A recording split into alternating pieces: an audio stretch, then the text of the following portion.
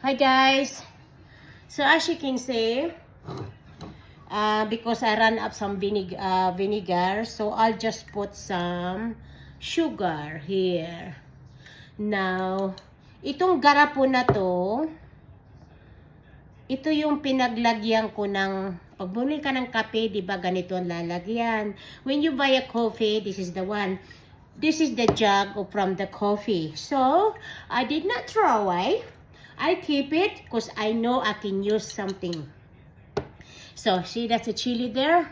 And I put some vinegar in it. Sugar. Now, if you want some a little bit extra, like a bit of boop, bit of yes, you can add salt and pepper. Salt and pepper, you can put in it. You can add it, you just put it there.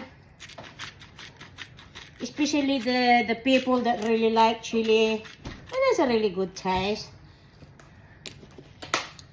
And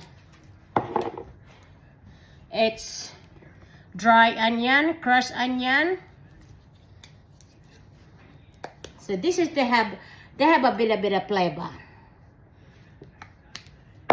Now,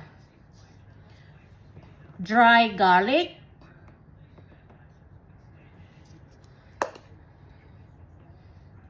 Right. Oh, I think I put a bit of it too much. No, I know. Now, so we're gonna put some vinegar. We're gonna put some vinegars, guys.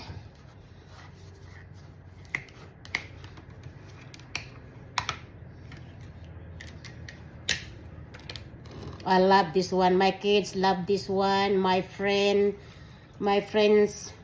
and my family love this one. Every time they come in here, in my house, oh, sister, brother, can I have that one? So, I put some vinegar in it.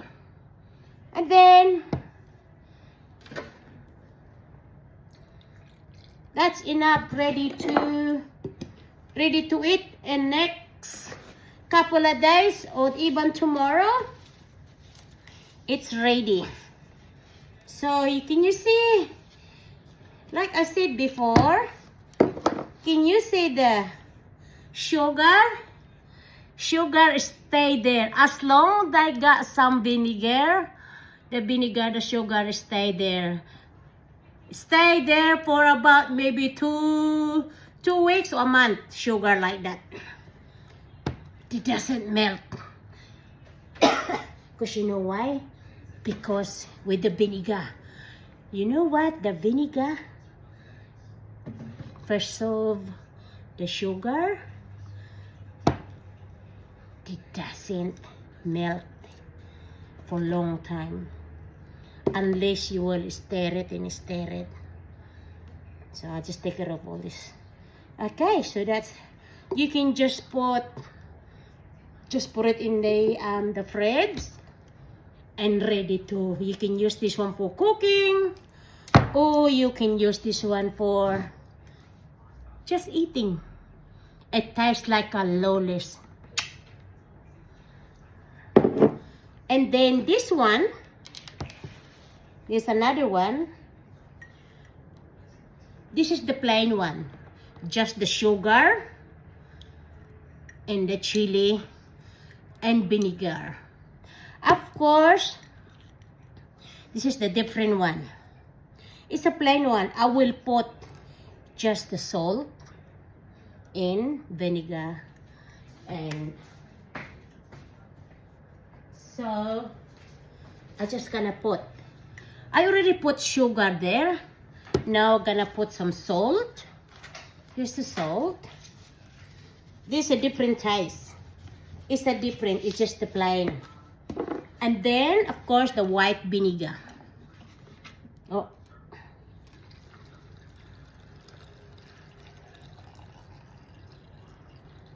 Yes. See? Yung sugar nandyan lang, hindi natutunaw. 'Di ba pag nagkape